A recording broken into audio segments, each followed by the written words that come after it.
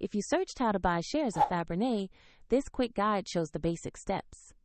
Fabrinet is a manufacturer of precision optical and electromechanical assemblies listed on NASDAQ under the ticker FN, and this is for educational purposes only, not financial advice. You need a broker to trade. I use eToro as an example to illustrate the process. After registering, you will verify your account with an identity document and add funds before you can place an order. Use the platform search bar and type the ticker FN to find Fabrinet. Make sure the result matches Fabrinet on NASDAQ to confirm the correct listing. On the asset page, you will see a short company description and a price chart showing recent activity.